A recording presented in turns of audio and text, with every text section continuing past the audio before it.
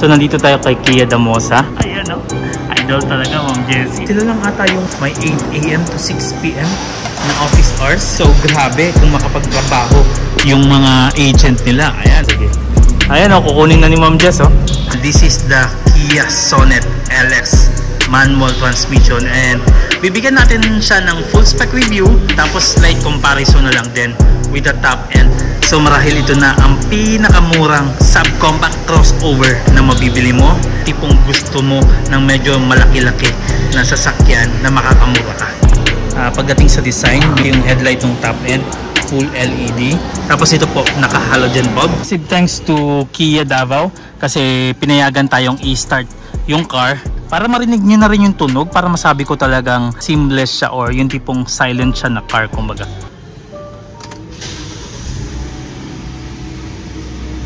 Ayan yung cold start nyo. It's not that wild, medyo may pagkatahimik siya. So kung gusto mo yung tipong talagang magising ka sa car na to, mag-energy drink ka kasi nga super tahimik niya and super smooth niya. Yun yung nagustuhan ko sa kanya. Anyway, papakita ko sa inyo yung ilaw, yung kanyang headlight bulb po, tapos turn signals, makikita nyo naman po. Yung kanyang fog lamps sa may ibaba, makikita mo rin, napakalinaw. Very minimal yung kanyang diffuser kahit na nakabulb siya. Ito yung high beam niya. Wala lang, para sa akin panalo yung kanyang itsura eh. Isa din sa napansin ko kapag LX manual, yung kanyang repeaters nandito instead nasa side view mirror, just like this one. Ayan o. Especially the exterior, my dear friends. Para sa akin, kahit na main competitor niya si Race, para sa akin pwede itong tumapat sa mga Expander at saka kay Toyota Rush because of its big engine. Meron siyang 1.5 liter inline 4 engine, and also ang kanyang maximum output 115 horses at 6,300 RPM, 144 Newton meters at 4,500 RPM. Tapos ito pa yung maganda sa kanya. In terms of the performance, naka 6-speed manual din po siya. You have to press this one kung magre-reverse ka. Tapos 1, 2, 3, 4, 5, 6 na siya. I remember the Hyundai Accent na yung tipong isa sa pinakamura na sedan na mabibili mo na naka 6-speed nung mga panahon nila. So ngayon, eto rin hindi ka nila bibitinin kasi 6-speed talaga siya. 45 liters po tayo kapag full tank, and ang kanyang fuel consumption, isa sa pinaka fuel efficient na subcompact na mabibili mo, 22 km per liter. And remember, it's a 1.5 liter inline 4 Kanyang Kia logo, very flowy naman po and maganda yung design. Yung pagbaba mo dito, itong design na to, kahit na it's all about design lang rather than airflow, masasabi mo talaga maganda yung pagkakagawa. Dito po talaga yung tipong malaki yung butas kasi dito yung kanyang radiator. Silver lines po yung makikita natin, just like this one. Ayan, hindi siya puti, silver talaga siya, and may color matching siya sa puti, so maganda talaga. Tapos yung kanyang gilid makikita mo sa mga fender niya, color black naman. Ganyan tayo kapag LX variant, may color matching siya along with the fender hanggang likod yan. May silver na naman po dito. Sonet na branding, Kia branding in the middle. Ayan, massive shoutout ang core group. May backup camera siya, and I'm seeing 2 parking sensors. Para sa akin, cool yung lines ng kanyang taillight kung titignan nyo. At saka yung mga kurba niya ayan may additional brake light din siya dito. Ayan. Unlike the top end na may sunroof, ito po wala. So pwede mo siyang lagyan ng roof rack. Minimum ground clearance ito 205mm.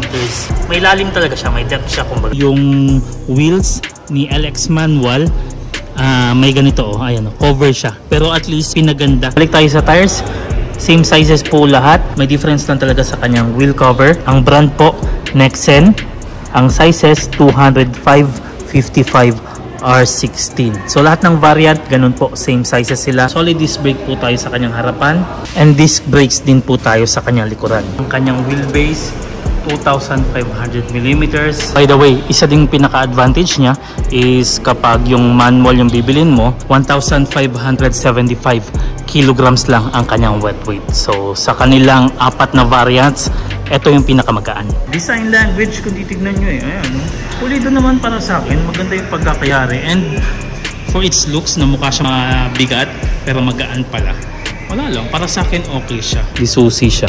sa kanyang driver door. Sa tingin ko, hindi natin marereklamo tong ganitong trunk space if you are competing this car to Toyota Race, kasi parang halos magkapareho lang sila.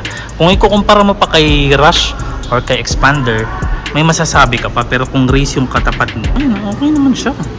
Spacious naman kay Top. Shoutout kay Miss Jess Lau of Kia Lanang, Davao City. Her height 5'2", and ganito po tayo sa kanyang interior. Ayan, okay siya, very roomy for 5'2". Tignan na lang din natin sa driver at saka passenger seat. Diretso naman.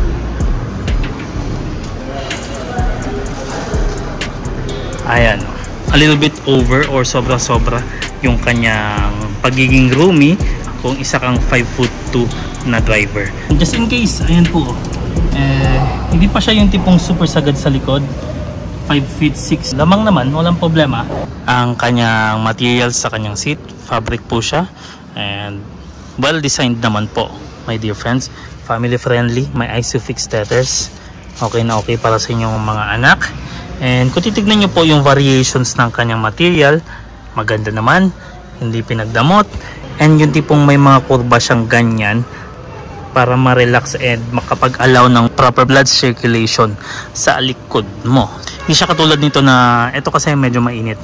Ito, nilagyan talaga ng breathability sa mga sweat area. Ito din yung makukuha natin, cup holders. So may butas siya, so holder lang talaga siya, kumbaga. Huwag lang masyadong malalim yung mga ilalagay mong gamit. And ito din yung maganda kay Kia Sonet is may rear air vent siya. Hindi nga lang adjustable yung kanyang control. Nasa harapan yung climate control. And Type C, dalawa po. Pwede mong ilagay dito. Wala siyang cup holders sa gitna. And design wise, panalo eh. Itong mga linyada na to, nagustuhan ko siya. Simplistic, maganda naman yung uri, kumbaga, ng pagkakagawa sa plastic. Sa may harapan din, ganun din yung makukuha natin. Medyo malaki nga lang ang spacious on this part. Ayan, cup holder and some stuff, some other stuff. Even the umbrella, they're indicating it. Ayan. Also, material wise, ganun din kung ano yung makukuha mo sa likuran, makukuha mo rin sa harapan. Only better and well cushioned yung kanyang driver, yung umbok niya pag ganun. Ayun, so well relax ka talaga and contained ka kapag kumukurbada ka. Speaker wise, 4 plus 2 tweeters. Ayun, may tweeters siya. Marami tayong may kukwento dito, kumbaga. Ang adjustability ng manibela ni Kia Sonet, up and down lang. Mode, pag pinindot natin, ayun, lalabas naman po dito. Okay pala siya eh, gumagana pala eh, touchscreen and everything. And media, USB port and USB Type C charging. 12 volt climate control nandito. If we are to turn it on, turn it off, ayan po. Adjustability nandito. Climate control, very simplistic. If you're going to ask me, it's not that bad actually, it's good. And malamig talaga siya. Ding! Ayun, parang phone lang din, parang tablet lang din. May voice memo nga siya eh, which is maganda. O, diba? Panalo. Okay siya. Wi-Fi, climate. Yung climate control, pwede mo din makontrol dito if you want it. And if you press this one, what do we get? Ito naman po. Ayan, driver info. Let's press up. Accumulated info. Since refueling. Average. Drive info. Dito naman po, ayan o, vanity mirror, and also may lighting siya dito, sunglass holder, vanity mirror lights. Rock and roll tayo, turn it off. And ang kanyang glove compartment, okay naman po, panalo siya.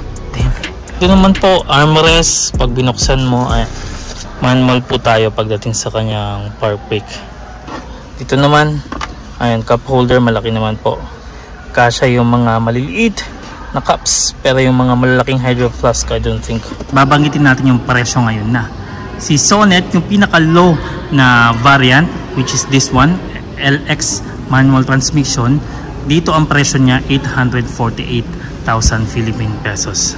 Nasa Davao kasi tayo eh. Mas mababa yan pag sa Luzon ka. Anyway, ang kanyang lowest down payment kung kay BPI, 38,000 Philippine pesos. Kay BDO, SBC, PSB, 68,000 Philippine pesos. Kay Maybank at saka kay EWB naman, 78,000 Philippine pesos. Ang kanyang monthly, 17,582 Philippine pesos. Yan yung kanyang 5 years. Ayan po. Anyway, link in the description tayo kay Ma'am Jessie Lau of Kia Lanang, Davao City. Malaki sa akin yung impact ng car na to kasi nga napaka-competitive. And yun nga, 5 years warranty po tayo and or 160,000 kilometers. So, ayun, sa mga nagtatanong sa reliability, marami naman po tayong Kia dito sa Pilipinas matagal na, and pati yung kanilang Kia K2 500 mabili din po, not just because of the price, because of its reliability as well. But anyway, let me know in the comment section below what you think about this beautiful car. Kung may suggestion kayo, gusto nyo i-vlog, violent reactions, pwedeng pwede. Massive shoutout again to Kia Lanang Damosa. And dito yan sa Davao, link in the description tayo kay Ma'am Jess. And as per usual, Exodus 14:14 to everyone. Keep on praying and trust the process. And I'll see you in the next.